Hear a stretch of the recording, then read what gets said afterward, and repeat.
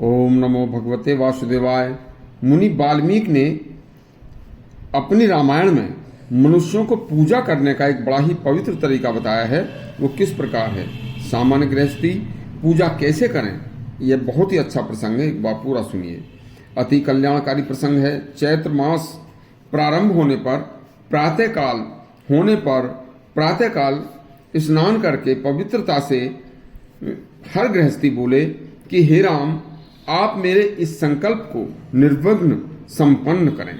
चैत्र मास में सूर्य मीन राशि में प्रवेश करते हैं तथा उस शुभ समय में गंगा आदि अन्य पवित्र नदियों में स्नान तथा तीर्थों में जो जल मैं आपको अर्घ अर्पित कर रहा हूँ, इसे आप ग्रहण करें, प्रसन्न हो।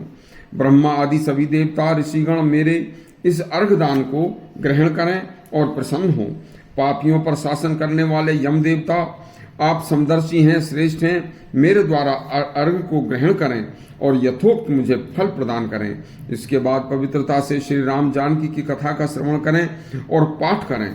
चैत्र मास में ऐसी पवित्र कथाओं के श्रवण से करोड़ों जन्म के पाप मिट जाते हैं। जो चैत्र मास में स्नान, ध्यान तथा पवित्र कथा श्रवण नहीं करता, वह नरकों को प्राप्त होता है।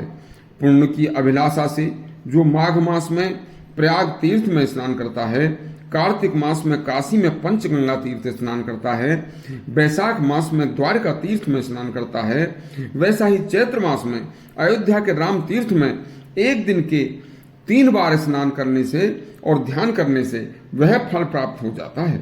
और 12 वैशाख मासों में गोदावरी में तथा संसार में पापियों का पाप तभी तक गरजता है जब तक कि वह व्यक्ति अयोध्या दर्शन, सरयू में स्नान के बाद राम तीर्थ में ध्यान नहीं लगाता। चैत्र मास भगवान राम की अति पवित्र मास है।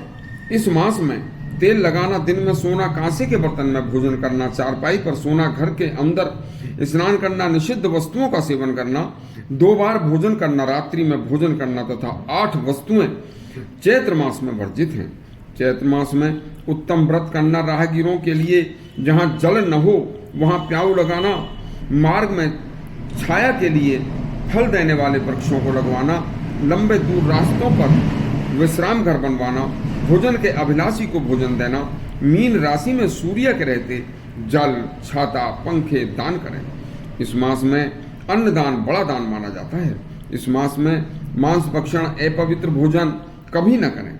चैत्र मास में यतियों को, साधुओं को कमंडल, गायों को घास, गरीबों की और जरूरतमंदों को फल, साग, कंद मूल आदि शीतल पेय पृथक पृथक रूप में गौ दुग्ध का दान, सौभाग्यवती स्त्रियों की पूजा, जितना ज्यादा से ज्यादा हो सके राम नाम का लेखन व राम का जप व मनन करना चाहिए।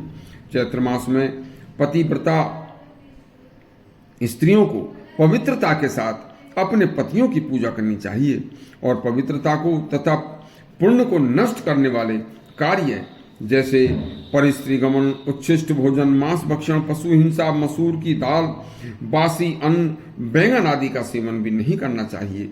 वर्जित भोजन, दोबारा गर्म किया हुआ भोजन, सुबह को बनाया हुआ पकाया हुआ भोजन शाम को खाना और शाम को बनाया हुआ भोजन सुबह को खाना, यह निषिद्ध होता है। गृहस्थी को चाहिए फागुन मास की पूर्णिमा से चैत्र मास की पूर्णिमा तक, जब तक सूर्य मीन राशि में रहे तब तक पवित्रता के साथ स्नान, ध्यान आदि के बाद भक्ति पूर्वक जीवन जिए। चैत्र मास की वैसे तो 30 दिन, 30 तिथि पवित्र और पुण्य देने वाली हैं, लेकिन कृष्ण पक्ष की पंचमी, दशमी, एकादशी, द्वादशी, चतुर्दशी तथा अमावस्या, ये तिथियां महापातकों का नाश करने वाली हैं। इन तिथियों में गंगा स्नान, दान, व्रत और शुभ कार्य करने अति शुभ और पवित्र माने जाते हैं और फल देने वाले होते हैं। यदि आपको हमारा यह प्रसंग अच्छा लगा हो तो आगे भी इस तरह के शास्त्रोक्त प्रसंग सुनने के लिए हमारा चैनल सब्सक्राइब करें और घंटी दबाएं। धन्यवाद।